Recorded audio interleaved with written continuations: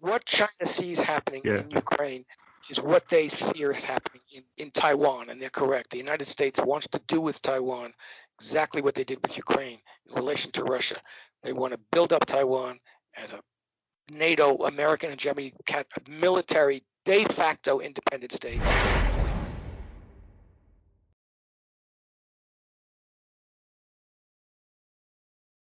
Hънтър Байдъn was in Ukraine before a few years, and he got an important role in Burisma, the biggest oil company in Ukraine. Did Hънтър Байдъn play a major role in this Ukraine-West attachment that we see now? The attachment of Ukraine to the United States was years in the making. I mean, in 2013, during the Maidan Ukraine since 1991. So this attempt to bring Ukraine into not just the Western but make it a client state of the United States and bring it into a de jure membership with NATO, it was going on for a long time before Hънтър Байдъn. You know, really, Hънтър Байдъn just took advantage of it for his own his own selfish motives and pecuniary motives, and maybe Joe Biden did too. That's now evidence, or at least they're alluding to evidence that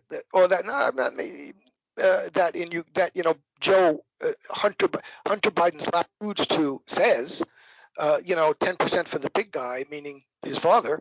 So I don't know about that, but there's certainly prima facie things that should be investigated about that, and are going to be investigated, I think, by the Republicans. So it's not that Hънтър Байдъn was in any way a key player towards Ukraine, but he was certainly one of the individual selfish advantage the most. I would like to ask you also about China and their role in all of that. China and Russia, well, they're a little bit at the one side of this chessboard, but how far do you think China and Russia actually could cooperate? Because let's say that NATO joins in the Ukrainian war, how far China actually could support Russia? Yeah, the last thing you want to do is to let Russia and China get together when this invasion started. A friend of mine who works in Washington, D.C. and is very close to Democratic political circles, and he was going, oh, the Chinese are going to help us. They're going to come in and they're going to tell Russia to calm down. And the Chinese, for all their wariness about any kind of step, they understand what's going on here. Think of itself now and to bring in as part of NATO. Australia was at the NATO meeting. The defeat of NATO here, or something that doesn't allow the victory of Ukraine and the victory of NATO, Russia chasing NATO out of Ukraine. Don't forget, China is the manufacturing superpower of the world now. They have more manufacturing in Europe and America combined, certainly in all of Europe. So I don't see the Chinese try and say we're not gonna try and any kind of settlement on this situation. We want to try and find a way to get everybody to come to it and finally talk to each other. They're very careful. They'd rather this war not an American hegemony that threatens them, they are not going to want to have American hegemony in the world strengthened, American unity strengthened. What they see happen, Russia saw happening, what they see happening, and what a lot of the world now sees happen. The United States is insisting on its way or the highway. That's what it insisted 2013-14. That's what it's insisting in trying to get. NATO must stand anywhere it wants. And that's verboten. The Chinese are not going to stand for that. And they don't want that. I'm seeing that BRICS is actually bringing more players.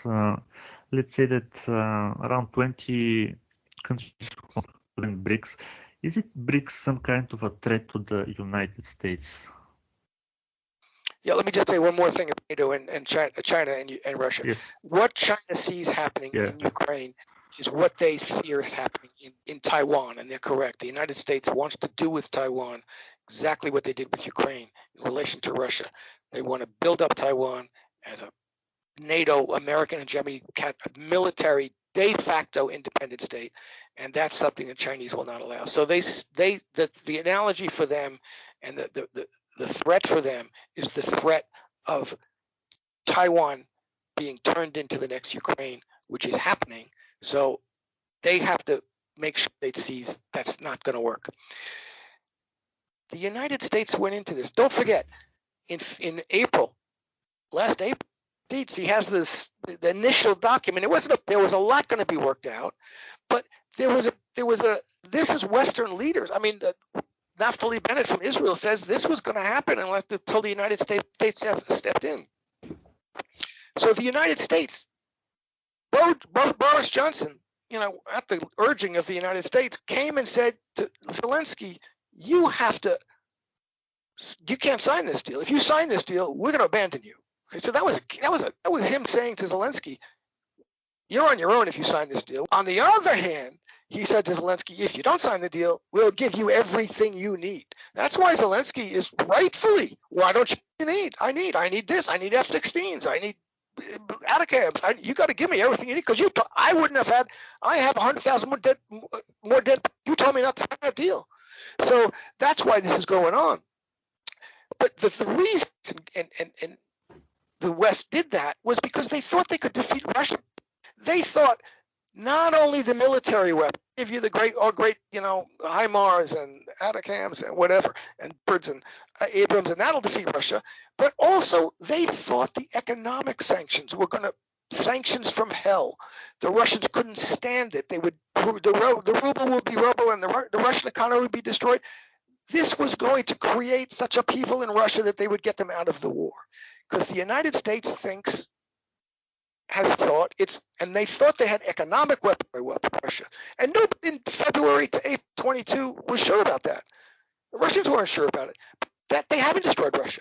Countries, there's suicide sanction. And Russia said, no, you can't. We're gonna act in our own interest. We know you can hurt us, but we can hurt you too, and we can stand up and we can resist. Okay? So, and the rest of the world saw that. Economically, hey, there's another way we can do without this country that all they do is they come and preach to us and sanction us if we don't do what they want. Here is another. Now there's a block, Russia and China, which have economic we can join, and they're not going to come here and give us lessons of this and that and sanction us, and we'll make a deal with them. So there is now the whole BRICS complex has now become a pole of attraction. That they don't have to be afraid. United States and the United States-dominated world financial and economic institutions, the IMF and the World Bank. Now there's an alternative hegemony of the United States, which is the crucial element of this, and it certainly is going away to beginning to undermine that, more than beginning to undermine it. Countries in Africa and Latin America say, we're not afraid of you anymore. Economically, we're not. Yes. And that's really I don't think American neocons and I think they still think they can intimidate economically and militarily.